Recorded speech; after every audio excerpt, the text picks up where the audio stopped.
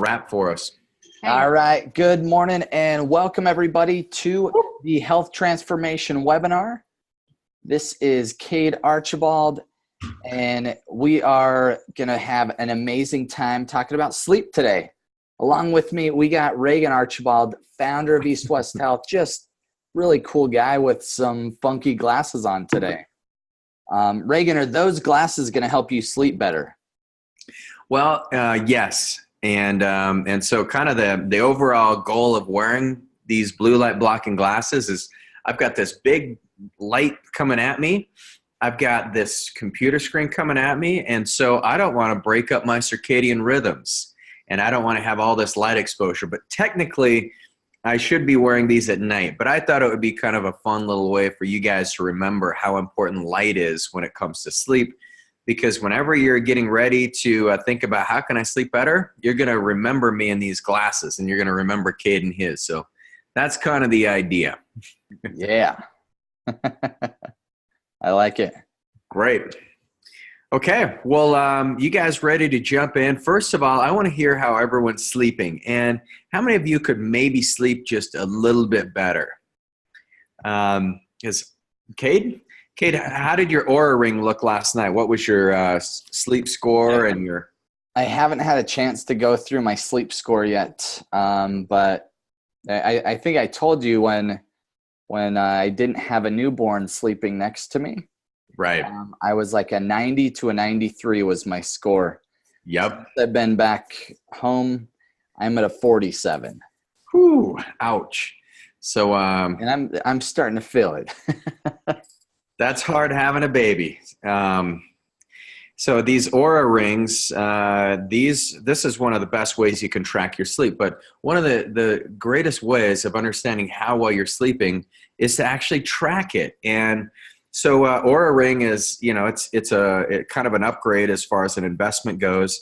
I'll just tell you, last night, my sleep quality, total sleep, 6 hours and 44 minutes. It was a little less than I usually get. Efficiency 97%, restfulness was optimal. I was spent an hour and a half in REM sleep, an hour and 32 minutes in deep sleep. My timing was optimal, and so I woke up ready to go is what the app showed me. So even though I had less amount of time in bed than I would like, I'd like to have about, my average is 7 hours and 40 minutes, but I still crushed it. So I'm I'm feeling good. So the difference between a good night's sleep and a bad night's sleep is it is amazing. I mean, there's no supplement that I've found. Sometimes exercise can mitigate a poor night's sleep, but man, when you wake up after a good night's sleep, you just feel pretty amazing overall. So today what our goal is we're going to share with you just some great ways that you can get some awesome sleep. And we're going to start first thing in the morning. I know you guys are like, oh, sleep's only about the nighttime. But actually, the nighttime and when you go to sleep, that's kind of like saying, I'm going to go compete in the NBA and play NBA basketball, but I'm only going to practice at the game time. I'm going to get ready right before the game starts. I'm going to go crush it. It's not like that. You got to start and get your whole day needs to be planned out. So let's talk about this thing called circadian rhythms, because the circadian rhythms are the fundamental, most crucial part to your sleep. And so you wake up, we'll just say you wake up at 6 in the morning. Your sharpest rise in blood pressure is right at 6:45. So your body suddenly, your adrenals start releasing some cortisol. Your body gets ready to go. The melatonin stops because there's two hormones that regulate sleep, and that's your cortisol and your melatonin. And so what happens is when the melatonin secretion drops, then the cortisol secretion rises. And one thing we learned over the weekend, I believe it was from Dr. Mercola, is melatonin is actually a fat-burning hormone. And so it's really important to have healthy melatonin levels, but maybe supplementing with melatonin when you're traveling is a good idea, but it's not something you want to take on a constant basis. Otherwise, your receptors get saturated with melatonin and you quit producing your own. And your own source of melatonin is always the best, but melatonin is a nice fat burning hormone. Testosterone secretion starts around 9. So fellas, this is, you're ready to rock your day. Sometimes you can have a little boost in libido. High alertness is going to start around 10. And fellas, that also is women, excuse me. It's both sexes with that testosterone secretion. You're going to have high levels of alertness at 10. And from 10 to noon, 10 to about 2:30, you're going to be, this is focus time. So if you're structuring your workday, it's really important to get all those tasks that require like very intense focusing need to be done between 10 and 2:30. Anytime after 2:30, you're much better doing brainstorming activities, kind of problem solving, like getting creative about building out the future. But really from 10 to 2:30, focus in. Your best coordination comes around 2:30. Your fastest reaction time's around 3:30. So whenever I mountain bike or snowboard, I try to do it between 2:30 to 5 if I'm with Cade, because Cade's a beast out there. So, yeah. So it's the only survivor. I know I look tough in these glasses, but they're really just it's a dog and pony show. It's when I'm trying to follow Cade on a mountain bike, it's wild time. So Cade, what time do you like to mountain bike or snowboard or do kind of your extreme sports?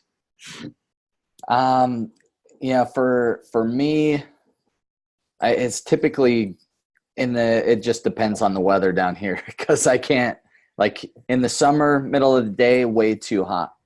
Yeah.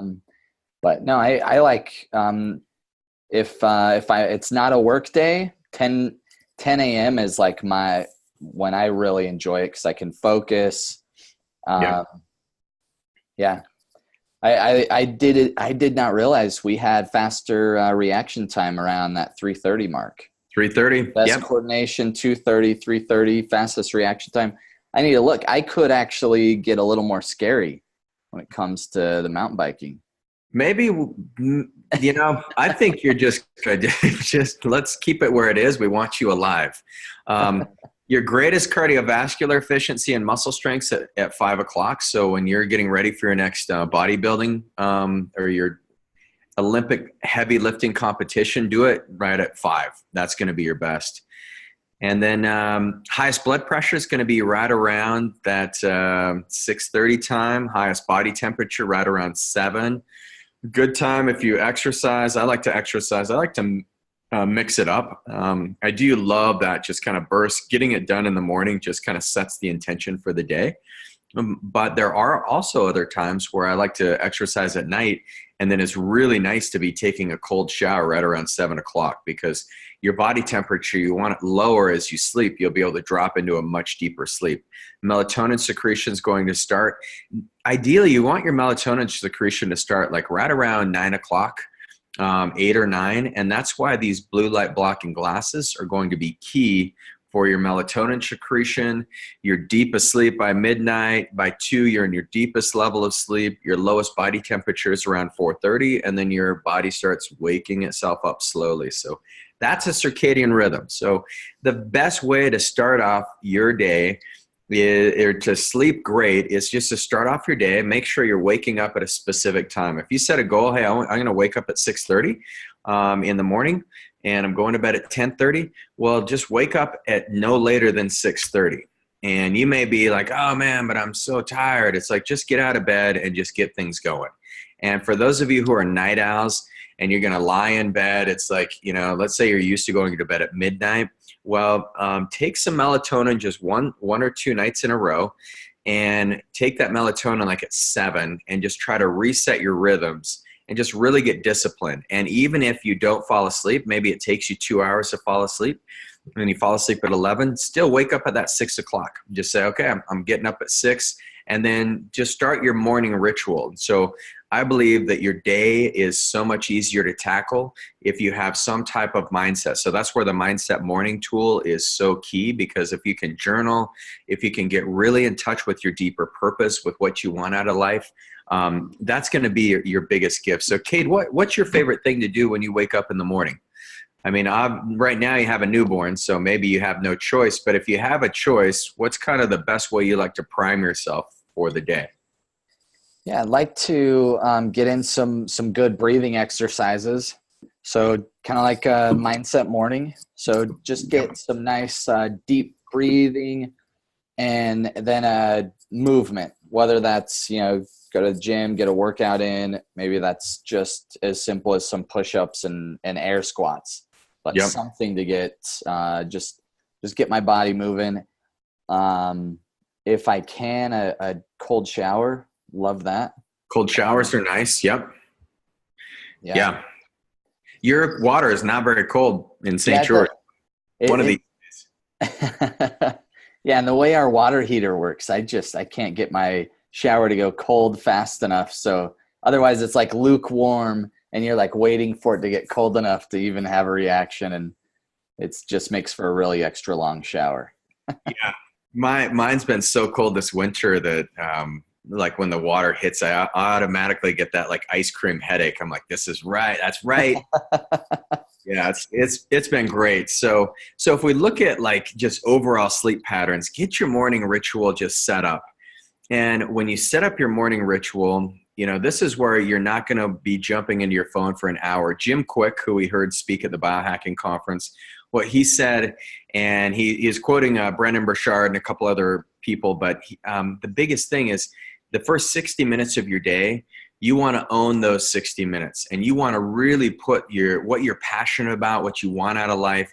You got to be disciplined that first 60 minutes. If you jump into your inbox, that's where Brendon Burchard, he says, your inbox is a convenient place for someone else's desires of you, or someone else's agenda is right in your inbox. So stay away from that. You get off the social media. You don't need that. You're going to survive without it, I promise. We have intervention therapy so that you don't need to check your Facebook, because what a lot of people are doing is Instagram and Facebook before bed at night and then first thing in the morning. And so your brain is not designed to have all that stimulus at either of those times. So morning, you want to just gently wake yourself up and just really have some appreciation for this next day, this amazing day. Because I always tell people, like, if you can't create one perfect day or even one perfect hour out of your day, there's no way you're going to have that ideal life. You can't live the life you want to live. And so many of us, we get lost in this idea of, I've got to be this for this person. I got to do that for that person.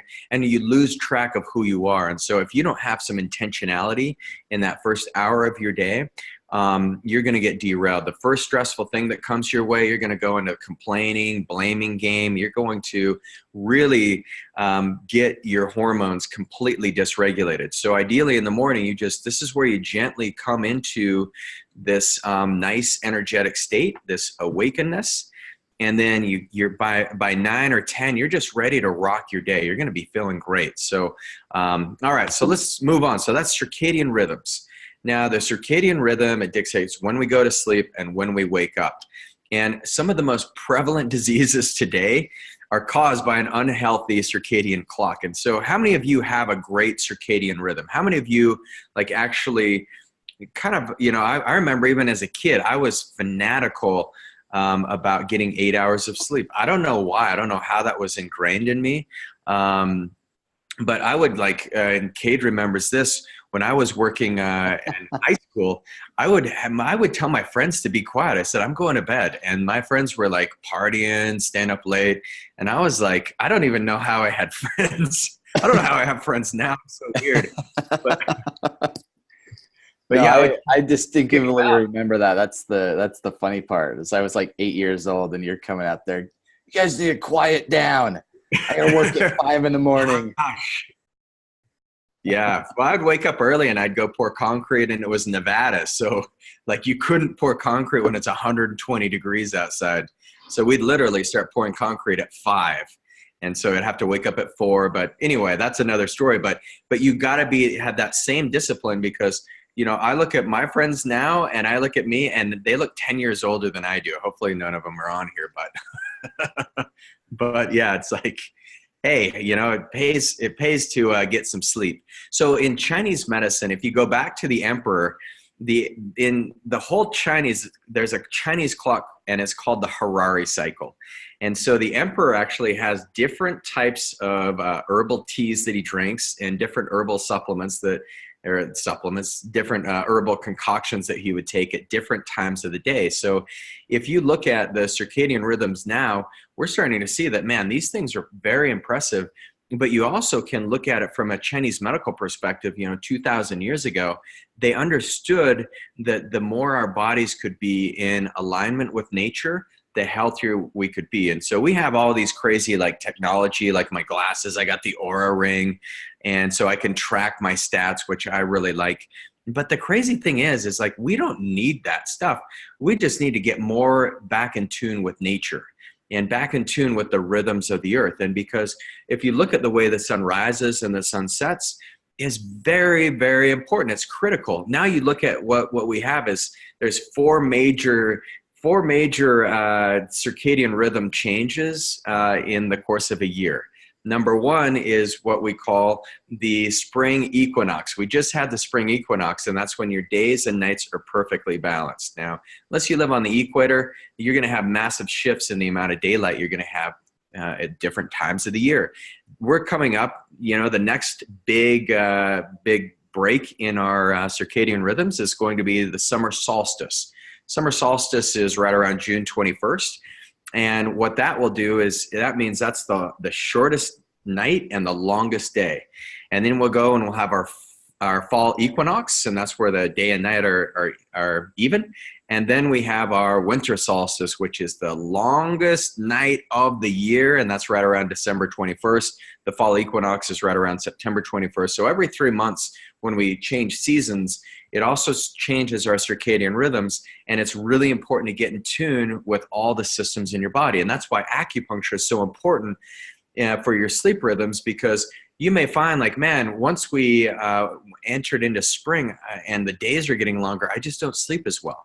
And so let's talk about that. There's some points you can do to get all your systems recalibrated, and I think that's one of the best things you can do for your overall sleep.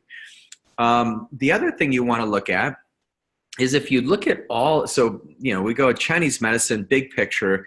Now we bring it back to this, the science. But if you look at all the genes in your body, every cell in your body has genetic structure in it. And the majority of your cells operate off of this circadian rhythm. And one of the things that people don't realize is that not only it's the biological cells, but the bacteria in your body, which comprises of trillions of these species, or trillions of these like little critters, they operate off of a circadian clock as well. And so one of the things that we've been able to discover is that when you have exposure to light, that triggers all of those genes, and that internal clock, it changes your cell's behavior, and it changes the bacteria behavior in your body. And so there is light that's very helpful. So Cade, guess what kind of light would probably be ideal to get first thing in the morning?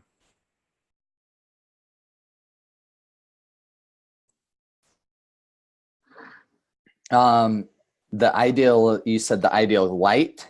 Yep, ideal kind of. So the best light to get would be right as the sun's rising in the morning. Yep. Because that can recharge your mitochondria, right? That's it. And there's, we'll talk about these receptors in your eyes. It's called melopsin. And what melopsin does is right when you look at the light, that's what either triggers, it stops melatonin production and changes the hormones, and then that influences all the cells in your body. But one of the best ways you can sleep great at night is getting out in the sun first thing in the morning, because light exposure is one of the most important ways that you can rebalance your circadian rhythm. So we built a house on this ridge. And the great thing about the ridge is I can see the sunrise, and it is gorgeous. Today it was snowing. It's like a blizzard. So no sunrise this morning, but when I can get out there, even meditating right there where I've got that eastern sun coming in is amazing. And then we can see the sunset. And so it's phenomenal. But the best time and the best thing you can do for your circadian clock, one of the best things is get out in the sun. Go for a walk, go for a 20-minute and soak yourself in vitamin D. And everyone's going to go, oh, Regan, but I need sunscreen and the sun's dangerous. It's like, no, the sun is your friend, and you can go in all those broad spectrum saunas, and those are great. You can have the green and the blue, and it's like, just get out in the sun. It's got all the spectrums that you need, and just get out in the right time. And if you can't get out in the sun in the morning, at some time in the day, you need to have some direct exposure to the sun. And so it's a really important factor.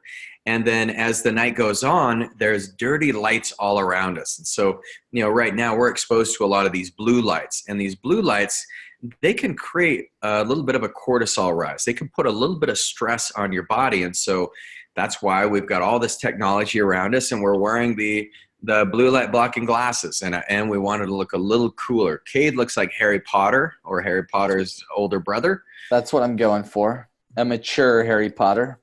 A mature. Yeah, and he's looking great at that. But if you wear some blue light blocking glasses at night, I have my kids bring them to school, because at schools there's a lot of those dirty fluorescent lights. And that really affects our brain patterns. They've actually done studies where they've seen that when people block the blue light, they can focus better, their brains are clearer, and it's almost as if it changes the brain waves so that you have better retention.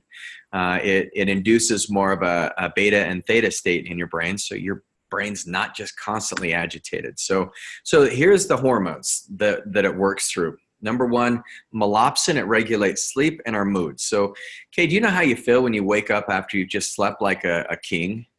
And I mean, you just feel good. Yeah. How much like priming do you need to like get on with your day? It's a lot less, that's for sure, than if you don't get it. It's, I would say 5-10 minutes, or not even that. Like, you wake up and it's just like, I'm ready to go. Yep. Whereas, it's like 5-10 minutes just to get out of bed. A lot of times if you don't get a good sleep, it's like you want to hit snooze and just, yeah.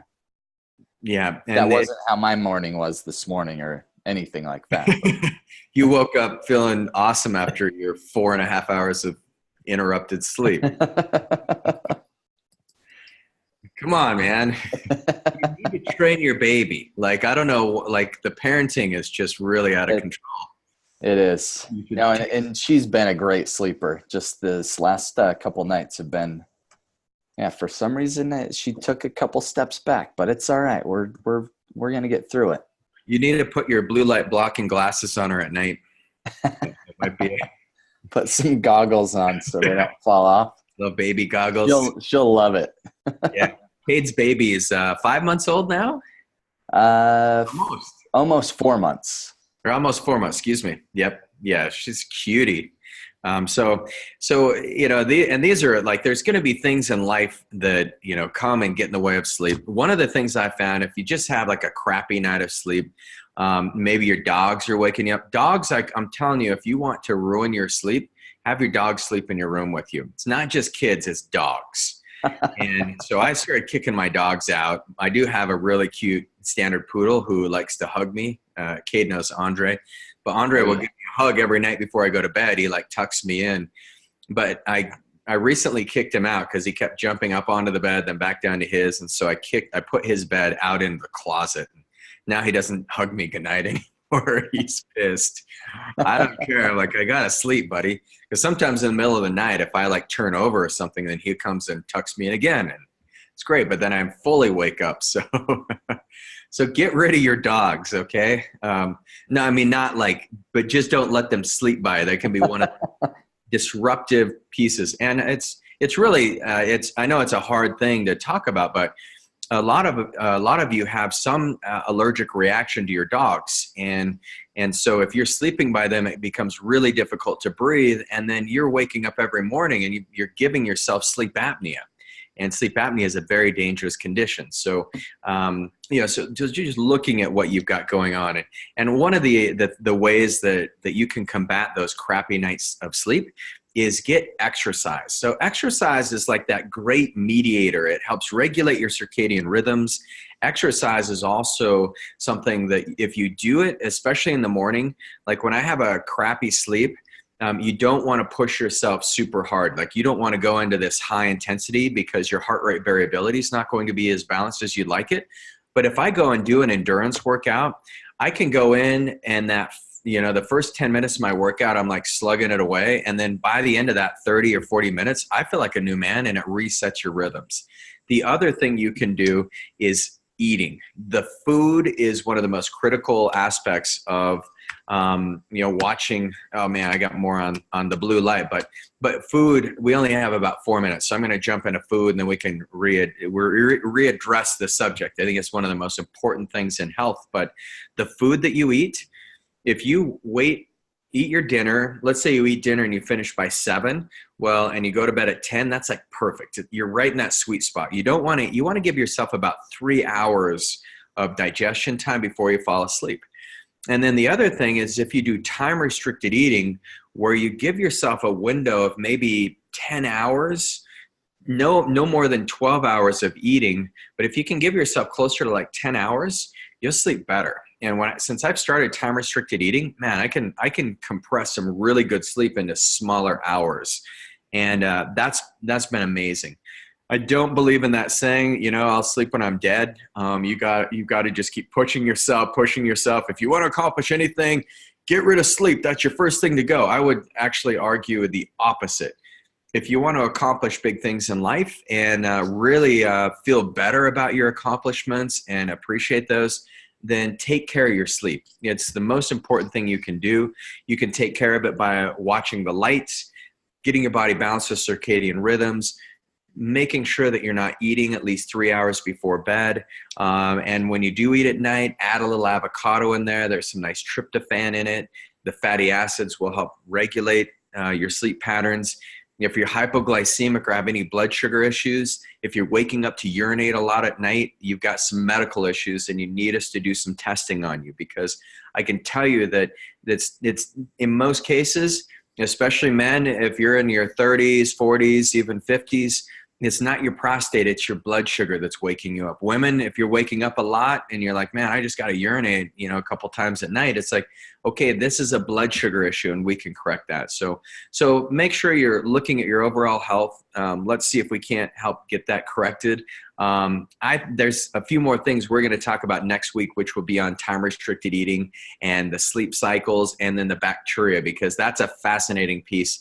And we just skimmed the surface. I think my glasses, I was just yapping too much. So hopefully you guys got a little something out of this, and can't wait to see you sunbathing. Make sure you put clothes on. Oh, and sleeping naked is the best way to sleep. Sorry, I forgot that one important thing. Thanks for throwing that in there. It is actually the best way to sleep from a health perspective. Your body cools down more.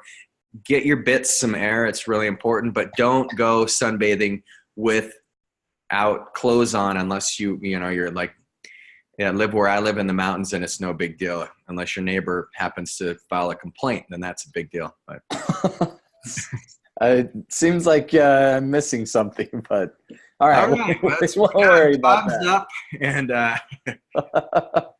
all right, guys. I'll let Cade wrap it up from here. All right. You guys, thanks for joining us today. We're going to be continuing this talk on sleep cycles, dive more into the gut bacteria side of things. Really, really intriguing stuff.